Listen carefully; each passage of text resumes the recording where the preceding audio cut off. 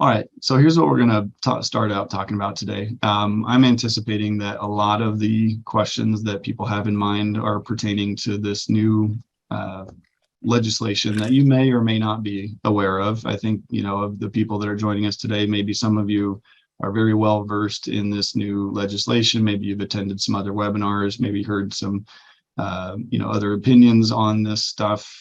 There's been a lot of media content, a lot of coverage, certainly within our industry, talking about the changes that this is going to hold primarily for condominiums and co-ops within Florida. But I think that some of the ramifications of this legislation are going to go beyond that as well. But for background, let me just talk a little bit about how we got here. So obviously, what you see there on the screen is just a terribly sad image. This is the collapse of the Champlain Towers South condominium that happened last June, resulting in 98 people losing their lives and what ultimately became a $1 billion legal settlement. I don't think I don't want to sound too dramatic here, but this, at least for our industry, this event was like the 9/11 of our industry. Certainly not saying this is on par with the actual 9/11 terrorist attack, but in terms of the ripple effects that are going to be felt in the condominium world for forever, this will for us always be a moment in time where everything is pre or post Champlain Tower South. So within the days after the tower collapsed last year, I think there was an immediate response on behalf of our government in Florida to develop a formal response and to do whatever they could to try to prevent this from ever happening again. So within days, you had legislators on the ground touring the site, starting the initial discussions of what to do about this, and generally coming up with some sort of formal legislative response. How do we prevent this from ever happening again? Over the course of last summer and last fall, these legislators were, meeting with each other, talking with subject matter experts, and trying to figure out, what happened here and what needs to happen in the future. Do we need to have buildings inspected more often? How would those inspections take place? Was this, the result of a financial problem? Did this building just not have enough money to deal with the known concerns that they had? I mean, this was not a complete surprise in the sense that this was not an otherwise physically healthy building that somehow collapsed in the middle of the night. They had millions of dollars worth of work that they knew they had to do. And so the conversation kind of started to tilt in that direction. Well, if they knew they had these problems and they couldn't get them addressed, why was that? And I think the conversation then kind of evolved into a discussion about reserves and budgeting and special assessments and kind of looking at this from a financial standpoint as well. But we would not be here having this discussion if it was not for this terrible tragedy, and our response as a company, and I think on behalf of our whole industry, is to try to educate people and help do what we can to prevent this. So for background, that was all taking place last fall, early 2022, when our legislature was back in session again. They came up with two different formal responses to this legislation. The Senate had a bill and the House had a bill. And they spent a month or two in the spring trying to compromise and hammer out a consolidated version of that, which would then go to the governor to be approved or not and signed into law.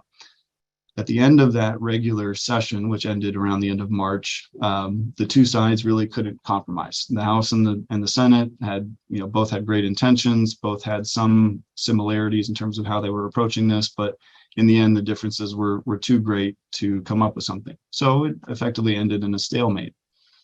What happens next is everyone goes home.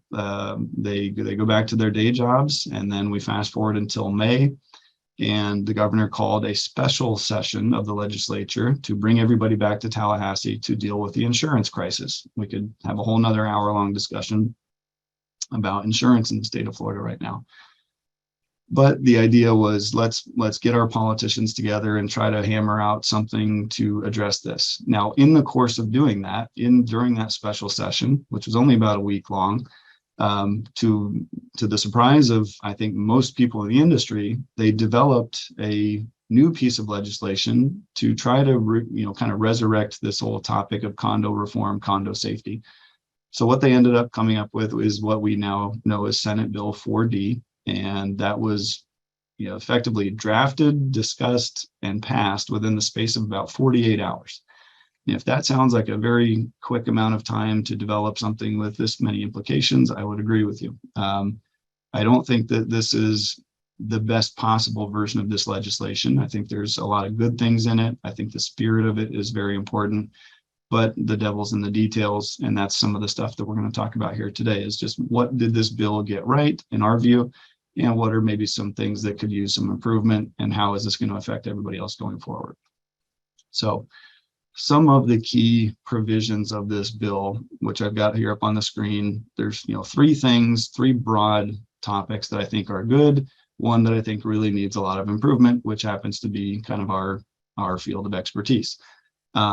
Generally speaking, one of the hallmarks of this legislation is aimed at making things more transparent, making people more informed owners and more informed potential buyers for condominiums and co-ops in the state of Florida.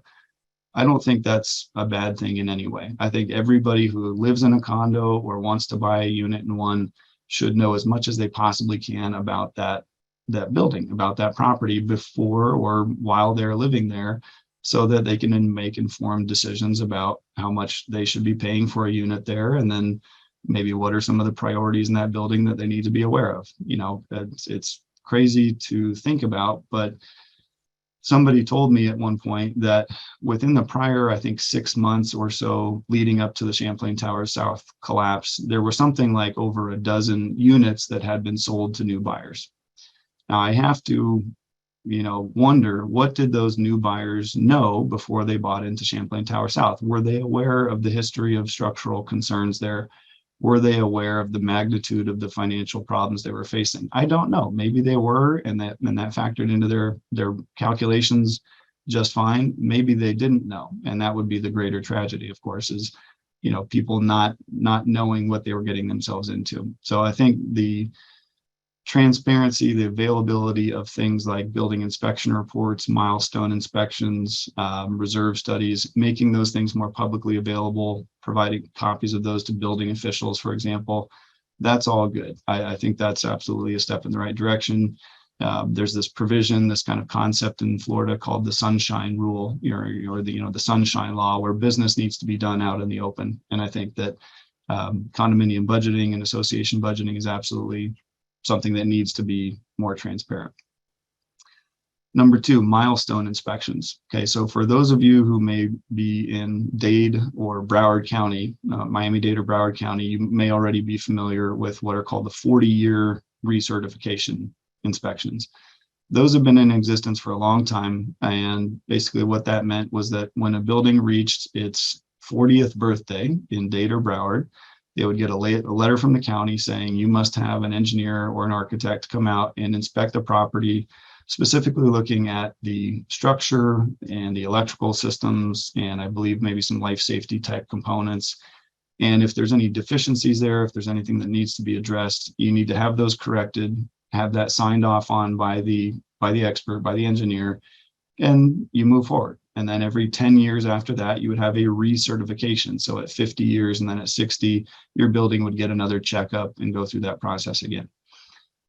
That's only limited to those two counties. So what's one thing that's new in this provision in this bill is this notion of a milestone inspection being required for all 67 counties in Florida, any condominium or co-op 3 stories tall or more.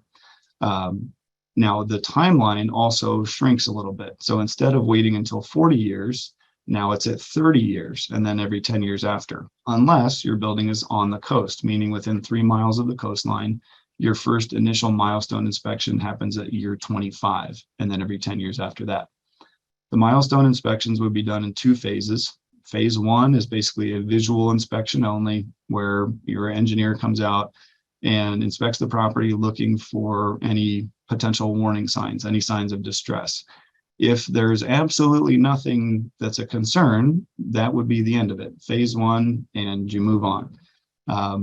If there's any sort of concern there, if they identify any cracks that might be substantial, or spalling concrete, delamination, any sort of something of significant concern, it would move on to phase two, which is a much more enhanced, more than just a visual inspection of the building, and then all the subsequent repairs and inspections and recertification that would take place after that. So any and all condos and co-ops in the state, 3 stories and up, you are now going to be subject to these milestone inspections.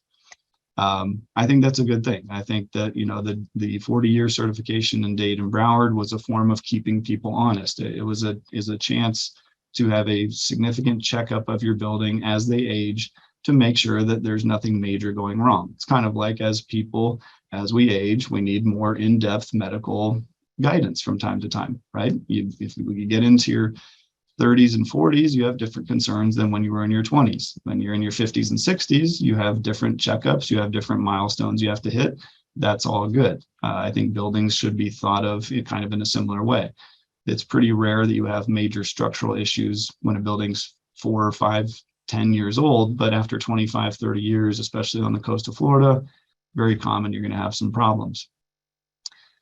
The third part here, the structural integrity reserve studies. This is where, we're going to spend a little bit of time talking about this. This is, just so everybody understands, the term structural integrity reserve study did not exist prior to May 26th of this year. That is, I don't want to call it a made up term, but it's a new concept that the legislature developed in creating this legislation. It really combines 2 different things that up until now were understood to be very separate and done by different people at different frequencies for different reasons. You would have structural evaluations done, something like what we just talked about in the milestone inspection, and then you would have reserve studies done. Reserve studies are more of a financial planning exercise to make sure you're budgeting enough money for major projects. This legislation effectively, well, I would say ineffectively, but it seeks to combine the 2 into one thing. So a structural integrity reserve study would need to be done at least every 10 years after the creation of the building. So it doesn't wait until after 25 or 30 years, but every condo and co-op 3 stories or higher would have to have one of these structural integrity reserve studies done at least every 10 years. So there's some specific problems with that, which I'll talk about in just a moment on our next slide. But for now, that's the concept. Structural integrity reserve study is a new creation, a new requirement for Florida. Up until this point, other than a very, very brief, year or 2, I think in the late 2000s, reserve studies have never been required in the state of Florida. They are required in several other states in the US, California, Virginia, Nevada, state of Washington, a handful of other states. Reserve studies have been mandated by law in these places, but not so far up to now in Florida. So this is a new thing as well. And then there's the last part, which is the mandatory reserve funding. Okay, this is another thing that makes Florida unique. Up until now, Florida has been the only state that we know of, none of the other 49 states have allowed the membership of an association to waive reserve funding. And I'm not going to, gloss over this. There is absolutely no circumstance where it is a good idea to waive your reserves. And that is a problem that compounds the longer you do it, right? If you have a building that is 1 year old and they've waived their reserves in the first year, okay, in year 2, they should get back on track and start saving, because now they're not saving not only for year 2 and beyond, but they're making up for that lost time during which they didn't save in the first year. Now, notice what happens after 5 years of that, or 10 or 30 years of that. It is absolutely, a disaster when you have a building that goes for decades of time without putting any money aside for its major common area responsibilities, replacing roofs, modernizing elevators, painting and waterproofing, major mechanical systems. All of these things have finite life expectancies and need to be replaced over time. It only makes sense that the owners in the building be contributing towards those projects through reserve funding all throughout the history of the property, regardless of whether any one group of owners will be there at the time the work gets done. The idea is that for however long you live in the building, you are enjoying some use and benefit of the value of the common areas, all the systems, the amenities, the building envelope.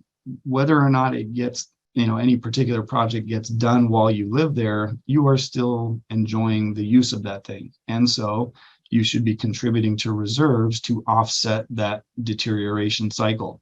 That way, if everybody does it, it's a nice equitable way to spread the entire cost of these projects over a long period of time, make sure that everybody's paying their fair share. If you do that, then there's a very low chance of any special assessments or bank loans in addition to that. That's something we talk about a great deal in our other two webinars, so I won't dwell on the purpose of reserve funding now other than to say that. So the fact that buildings have been allowed to waive their reserves up until now was a huge oversight. From way back when they wrote the statute initially, they should have never allowed that. Well, better late than never, that's going to stop. All of the compliance timelines on these things, by the way, are by the end of December 2024. So about 30 months from now, this is when all this stuff kicks in. Okay, so beginning with the way I read it, the 2025 fiscal year, your community will not be allowed to waive reserves. It will not be allowed to partially fund reserves either, is the way this is written. Full funding of reserves will be the status quo, will be the requirement beginning 2025, unless between now and then some new piece of legislation comes around to address some of these topics, which very well may be the case. We will see. But there's a lot more to the bill. I think the actual text is something like 88 pages of single space text. I would encourage you to maybe read over that or skim through it. But this is a major piece of legislation, the biggest thing that's hit Florida condominiums and co-ops in a long time. And it affects tens of thousands of buildings throughout the state, literally millions of condo and co-op owners. So this is a big deal. And the reason why we're talking about this so much is we wanted to try to educate people about it and just give kind of our professional opinion on what's going on here. So those are, to me, kind of the high level major changes, the major things that are going to impact associations and co-ops going forward. Let me talk more specifically about the problems as we see them with this structural integrity reserve study. First of all, requiring this once every 10 years is not enough. Okay, for a very long time, the industry best practice for doing reserve studies has been at least every 3 years. Okay, there is precedent for this in other states. In California, in the state of Washington, reserve studies are done at least every third year, right? That is mandated. Waiting for 10 years is much too long because you're not accounting for the changes in data along the way, right? If you go for 10 years, if you just did a study right now, and you hadn't done one since 2012 in your building 10 years ago, the magnitude of the change of costs for everything in that report will be greatly different from what it was. The cost of tile roofs now versus 10 years ago, the cost of elevators, air conditioning, pavement, everything in the reserve study now is more expensive than it was last, 10 years ago by a long shot. So if you are operating for 10 years at a time without course correcting, without making sure that data is accurate, you are not going to be coming up with a good, accurate financial analysis that will be useful to your property. So that's one thing, but they need to be done more frequently. I will say that the law stipulates that a structural integrity reserve study needs to be done every 10 years. In passing, some of the legislators have said, look, we're not prohibiting buildings from doing, normal or classic reserve studies more often than that. But at least every 10 years, we want to have this this structural integrity study done, which to me is kind of redundant with the milestone inspections, but here we are. So that's number one. Number two, the scope of work of what is required in this. So in this language for a structural integrity reserve study, they specify about 9 things that must be included. Now, there's some things on that checklist which up until now have never ever been considered part of a reserve study because in almost all cases, these things will never need to be replaced. So the 2 most glaring examples of that being the foundation of a building and the structural or load-bearing walls and systems. This structural integrity reserve study states that somebody must go out there, and we'll talk about who that somebody is, but somebody must identify the remaining life expectancy and the replacement cost for all these things on the checklist, and that this property must then begin funding for their replacement. Okay, let's think about that for a moment. If I go out to a 12-story building and I tell them that their foundation needs to be replaced, how is that going to work? How would you ever replace the foundation of an existing property of that size? It would be effectively impossible. I think you'd probably have to demolish the building and build a new one before you could effectively replace the foundation of something like that. This is not a little 1 or 2-story house where you can jack it up and repair it and do some work to it. This is, you know, the way this is written is effectively impossible to implement.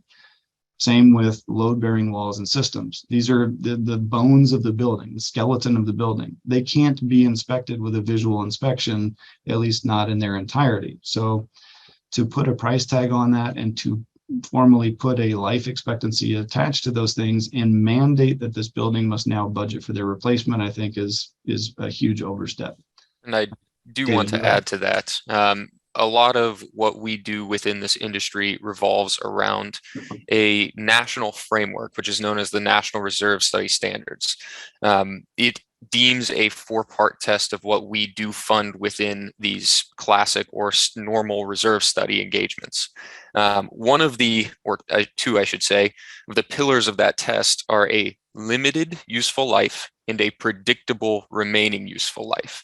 And the main issue we come to, and what Will was referring to, is there may be a time where you have to conduct significant repairs to your load-bearing walls per the recommendation of an engineering assessment says you're not structurally sound, you need to repair this one load-bearing wall.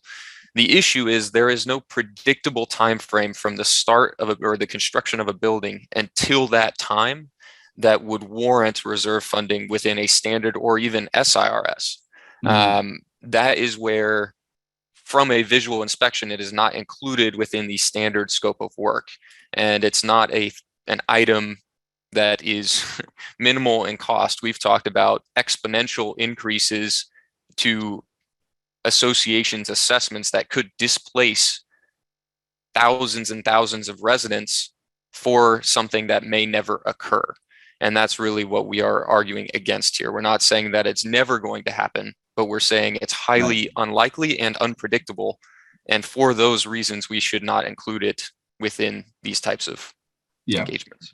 Exactly. Yeah, exactly right. I mean, in addition to those, there's a checklist of other things, you know, plumbing and electrical systems, fireproofing, fire protection. I mean, there's a lot of nuance to how you would go about including these things or certain components of that nature in a reserve study. And, you know, again, the spirit of this legislation is good.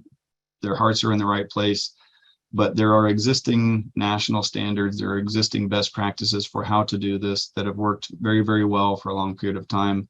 And I think that it's fair to criticize this portion of the legislation as being a little bit inappropriate. And so as of now, I think, you know, most people in the industry agree that a what they call a cleanup bill or a glitch bill is forthcoming, that'll probably materialize by the next legislative session. And our hope, along with many other people's hopes, is that they clean up a lot of this language, because it effectively makes it, you know, impossible to do a good reserve study on these properties in this way.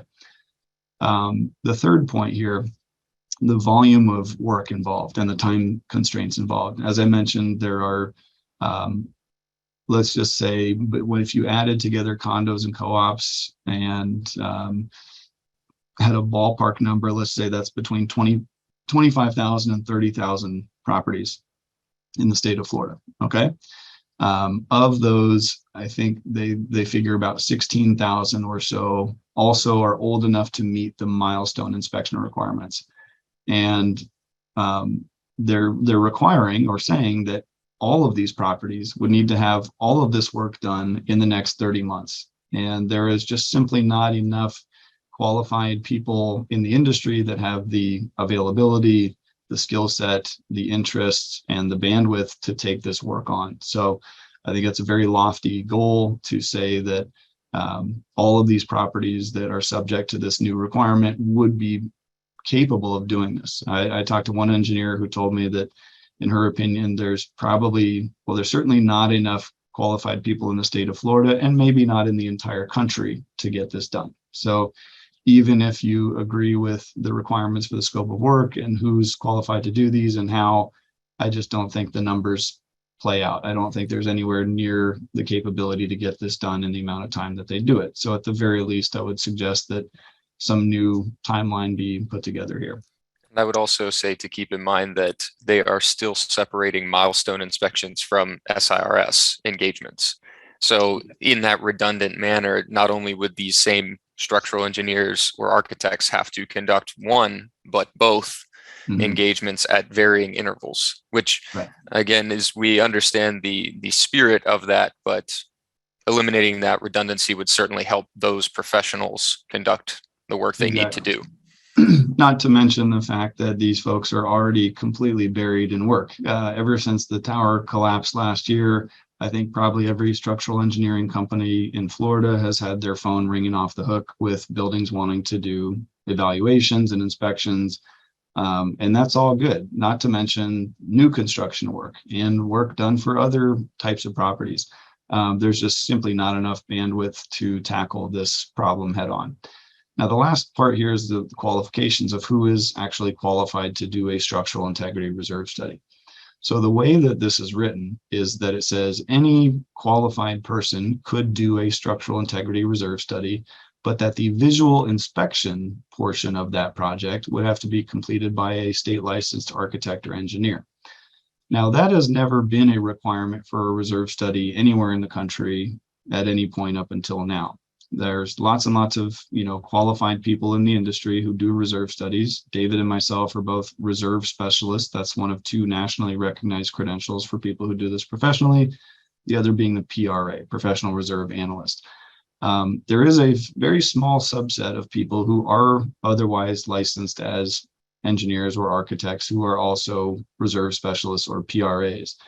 But I think everybody would agree that just by virtue of being a licensed engineer or architect does not grant you the skill set to properly put together a reserve study, and vice versa. We understand that being a reserve specialist does not make you a qualified engineer or give us the ability to design and build new buildings or to do all the things that those professionals do. This is a unique skill set, and people that know how to do this get there by having lots of experience and expertise and training. And yeah, some of us do have engineering degrees. And on our team in Florida, I think we have 8 people with different engineering degrees. But just being a licensed PE or licensed architect does not, to me, grant you the skill set and the confidence to do a qualified reserve study. So at this point in time, we're working with some engineering firms. We're trying to see, is it possible to maybe combine services here? Do we have a structural engineer go out and do some portion of the work, and then we do some portion of the work? But again, for the reasons we talked about in the last point, just the volume of work required here, I don't think that there's enough qualified people to do that. So what we're going to suggest and would offer up to anybody who would listen is this, notion that reserve studies are their own skill set. Milestone inspections are their own skill set. Those should be done by engineers.